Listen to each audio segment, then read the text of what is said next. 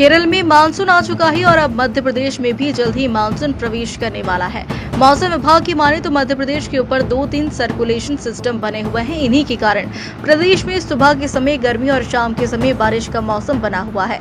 ऐसा मौसम अभी 4-5 दिनों तक और बना रहेगा। मौसम वैज्ञानिक दिव्या ई सुरेंद्रन ने बताया है कि 30 तारीख से पूरे एमपी में बारिश होगी, जिसके लिए येलो अलर्ट जारी कर दिया है। अभी भी देखा गया तो मध्य प्रदेश में थंडरस्टॉर्म एक्टिविटीज़ मतलब चल रही है। एक्चुअली 2-3 सिस्टम है मध्य प्रदेश के ऊपर एक साइक्लोनिक सर्कुलेशन है। इंदौर के पास देपालपुर के गांव से एक चौंकाने वाली खबर आई है, जिसने प्रशासन को सख्ते में डाल दिया। यहाँ एक निर्माणाधीन मकान से चुनाव में इस्तेमाल की गई पुरानी मतपेटियां बरामद हुई। मामला सामने आते ही प्रशासन हरकत में आया और जांच शुरू कर दी। मामले की जानकारी देते हुए कलेक्टर आशीष सिंह ने कहा कि हमने एफआईआर दर्ज करवाई है और प्राथमिक रूप से जनपद चुनाव की मतपेटियां होने की जानकारी आई है। इस मामले की जांच की जा रही है कि यहाँ मतपेटियां किन चुनाव से संबंधित है। इसके साथ ही उन्होंने कहा कि मतपेटियां चुनाव प्रक्रिया का एक महत्वपूर्ण हिस्सा होती है और इसका सही तरीके से उपयोग और भंडारण किया जाना आवश्यक है। इन मतपेटियों का मिलना कई सवाल खड़े करता है, जैसे कि ये मतपेटियां यहाँ कैसे पहुंची और क्या इनका उपयोग किस चुनाव में किया गया था। आगे की कार्रवाई प्रशासन इस मामले की जांच करेगा और सच सामने आने के बाद दोषियों के खिलाफ कड़ी कार्रवाई की जाएगी। वहीं इस मामले को लेकर आम जनता की भी अलग अलग प्रतिक्रियाएं सामने आ रही है। कुछ लोग इसे गंभीर सुरक्षा चूक मानते हैं, जबकि कई इसे चुनावी व्यवस्थाओं की कमजोर कड़ी बता रहे हैं। जितनी जानकारी मिली है, प्रकरण दर्ज किया गया है। निश्चित रूप से ये बहुत ही गंभीर घटना है और जो प्रथम दृष्टया पता चला है उज्जैन के कायदा थाना क्षेत्र में घर से घूमने गए शख्स को अज्ञात कार चालक ने जबरदस्त टक्कर मार दी, जिससे घटनास्थल पर ही उनकी मौत हो गई है। घटना का सीसीटीवी फुटेज भी सामने आया। सड़क हादसे में घायल व्यक्ति को लेकर परिजन उज्जैन स्थित निजी अस्पताल पहुंचे, लेकिन डॉक्टरों ने जांच के बाद उसे मृत घोषित कर दिया। पोस्टमार्टम के बाद शव परिजनों को सौंप दिया है। मृतक का नाम लोकेंद्र है, जो कायदा में रहता था। परिजनों ने बताया कि वह सुबह घर से रोज की तरह घूमने के लिए निकले थे। रास्ते में कटियार कोल्ड स्टोरेज के सामने उन्हें कार ने टक्कर मार दी। टक्कर इतनी भीषण थी कि लोकेंद्र सिंह की मौके पर ही मौत हो गई। फिलहाल कायदा पुलिस ने सीसीटीवी फुटेज के आधार पर कार की तलाश शुरू कर दी। 7:30 या 35 मिनट के समथिंग रोज जाते हैं घूमने के लिए, और वो रोज डेली जाते हैं, तो पीछे से कार वाले ने उनको टक्कर मार दी। और आज नहीं, वो तो रोजाना जाते थे, ऐसी बात नहीं कि आज ही जा गए थे वो। और रही बात, वाइट कलर की गाड़ी है, और हम जहाँ मौके पे पहुँचे तो फिर हम उनको उठा के लेके गए। जब अखिल भारतीय क्षत्रिय महासभा और राष्ट्रीय कार्यकारिणी सदस्य ठाकुर हरदयाल सिंह ने बताया कि महासभा की राष्ट्रीय कार्यकारिणी की बैठक राष्ट्रीय अध्यक्ष महेंद्र सिंह तंवर कुरुक्षेत्र की अध्यक्षता में आयोजित की गई थी, जिसमें युवा विंग के राष्ट्रीय अध्यक्ष डिम्पल राणा सहित गोवा, चेन्नई, तेलंगाना, पंजाब से आए प्रतिनिधि शामिल हुए। वहीं बैठक में राष्ट्रीय महामंत्री अनिल सिंह चंदेल, राष्ट्रीय कार्यकारिणी सदस्य ठाकुर हरदयाल सिंह एडवोकेट, शहर अध्यक्ष अभिषेक सिंह बैस, मलखान सिंह लिखित, अनिल सिंह राजपूत, राजेश सिंह दीक्षित, ब्रजराज सिंह जादौन, चंद्रभान सिंह चंदेल, कर्ण सिंह, कपिल सिंह सोलंकी, मोहन सिंह राजपूत, सुदान सिंह, आशीष सिंह तोमर, संतोष सिंह बैस आदि ने अभिनंदन किया। वहीं इस दौरान बताया गया कि राजपूत समाज द्वारा आरक्षण को लेकर अब तक देश में 3 रथ यात्रा निकाली जा चुकी है। इस यात्रा का मुख्य उद्देश्य आर्थिक आधार पर आरक्षण की मांग करना है, ताकि हर जाति के गरीब व्यक्ति को आरक्षण का लाभ मिल सके। यात्रा का दूसरा उद्देश्य सामाजिक समरसता लाना है और तीसरा उद्देश्य महापुरुषों के इतिहास को संरक्षित करना है। राजपूत समाज का मानना है कि आरक्षण का आधार जाति नहीं, बल्कि आर्थिक स्थिति होनी चाहिए। युवा विंग के राष्ट्रीय अध्यक्ष डिम्पल राणा ने बताया कि इस रथ यात्रा को अखिल भारतीय क्षत्रिय महासभा द्वारा निकाला गया।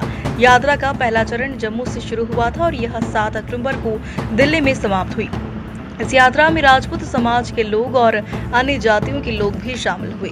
महेंद्र सिंह तंवर, राष्ट्रीय अध्यक्ष अखिल भारतीय क्षत्रिय महासभा, आज महाकाल की प्रसिद्ध नगरी उज्जैन में अखिल भारतीय क्षत्रिय महासभा के सम्मानित राष्ट्रीय महामंत्री आदरणीय अनिल सिंह चंदेल जी के द्वारा महासभा की राष्ट्रीय कार्यकारिणी की बैठक का आयोजन किया गया।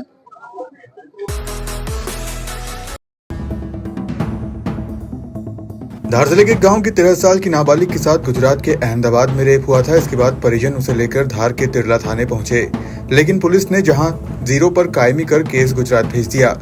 पीड़िता की मदद के लिए सामाजिक कार्यकर्ता व वकील नवनीत जैन सामने आए और मेडिकल रिपोर्ट के बाद पता चला कि दुष्कर्म पीड़िता को गर्भ ठहर गया है, जिसके बाद वकील नवनीत जैन ने पीड़िता की निःशुल्क सहायता करते हुए गर्भपात की अनुमति के लिए इंदौर हाईकोर्ट में अपील की, जहां हाईकोर्ट ने पीड़िता को 27 मई को गर्भपात की अनुमति दी।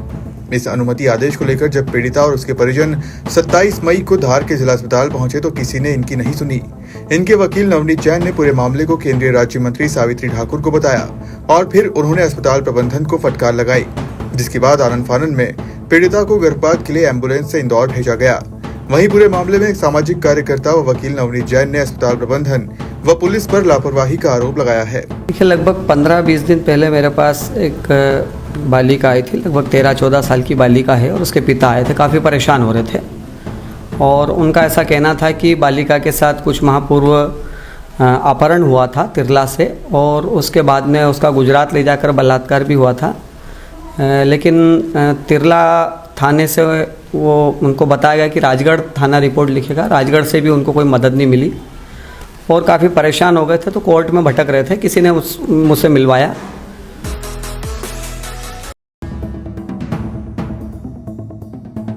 घटना पुरानी छावनी थाना क्षेत्र की है, जहां पुलिस ने त्वरित कार्रवाई करते हुए आरोपी को गिरफ्तार कर न्यायालय में पेश किया। थाना प्रभारी श्रमा राजौरिया ने मामले की जानकारी देते हुए कहा कि पुलिस को सूचना मिली थी कि निरावली बाईपास के पास एक कार संदिग्ध रूप से हाईवे पर देखी गई है। पुलिस टीम ने पीछा कर जब कार को रोका तो चालक नशे की हालत में मिला। पकड़े गए आरोपी का नाम गोलू तोमर है और जिसका पुराना आपराधिक रिकॉर्ड बताया गया। पुलिस ने तत्काल आरोपी को मेडिकल के लिए अस्पताल भिजवाया है और उसकी कार जब्त करते हुए आरोपी को माननीय न्यायालय के समक्ष पेश कर दिया। एक अभी 2-3 दिन पहले एक सूचना रात्रि में मुझ पर चार्ली 2 द्वारा बताया गया, जो थाने के चार्ली पॉइंट्स होते हैं उनके द्वारा बताया गया कि एक व्यक्ति निरावली बाईपास पर एक लहराते हुए गाड़ी चला रहा है और नशे की हालत में प्रतीत होते हुए गाड़ी चलाता हुआ लापरवाही पूर्वक गाड़ी चला रहा है। तो उसकी तस्दीक हेतु मैंने जो रात्रि अधिकारी रहते हैं उनको वहाँ पर चेक करने हेतु भेजा।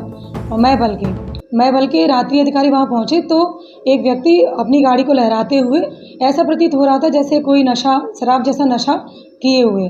तो फिर उसको रोककर जब रात्रि अधिकारी ने पूछताछ की, उसके बाद ऐसा महसूस हुआ उनको कि शराब का सेवन किए प्रतीत हुआ, तो उसकी पुष्टि हेतु उसको यही लोकमाता मां अहिल्याबाई होलकर की 300वीं जयंती मध्य प्रदेश में धूमधाम से मनाई जा रही है। 31 मई को प्रधानमंत्री नरेंद्र मोदी के आगमन के पहले मुख्यमंत्री डॉक्टर मोहन यादव भोपाल के महिला पॉलिटेक्निक कॉलेज पहुंचे, जहां उन्होंने छात्राओं के संवाद कर देवी अहिल्याबाई होलकर की 300वीं जयंती वर्ष की जानकारी दी। मुख्यमंत्री डॉक्टर मोहन यादव ने बुधवार को राजधानी के शिवाजी नगर में स्थित महिला पॉलिटेक्निक कॉलेज पहुंचकर छात्राओं से संवाद किया और उनकी कौशल विकास पर आधारित प्रदर्शनी का अवलोकन किया। इस अवसर पर मुख्यमंत्री डॉक्टर मोहन यादव ने लोकमाता देवी अहिल्याबाई होलकर के 300वीं जयंती के वर्ष पर जानकारी दी और छात्राओं की जिज्ञासाओं के संदर्भ में जवाब दिए। छात्राओं ने महिला सशक्तिकरण पर सवाल किए तो मुख्यमंत्री ने बालिकाओं की तरक्की से संबंधित योजनाओं की विस्तार से जानकारी दी और महिलाओं के कल्याण के लिए शासकीय योजनाओं से आने वाले बदलाव पर भी प्रकाश डाला। इस संवाद की विशेषता रही कि मुख्यमंत्री डॉक्टर मोहन यादव ने लोकमाता अहिल्याबाई होलकर के जीवन, उनके योगदान और कृतित्व पर विस्तार से जानकारी दी, जिसे छात्राओं ने पूरे मनोयोग से सुना और उनके आदर्शों को अपनाने का संकल्प व्यक्त किया। बाद में पता ही नहीं चलता और ये तो हमारे लिए और आनंद की बात है कि वो हमारे प्रदेश की बिल्कुल इंदौर की पास की।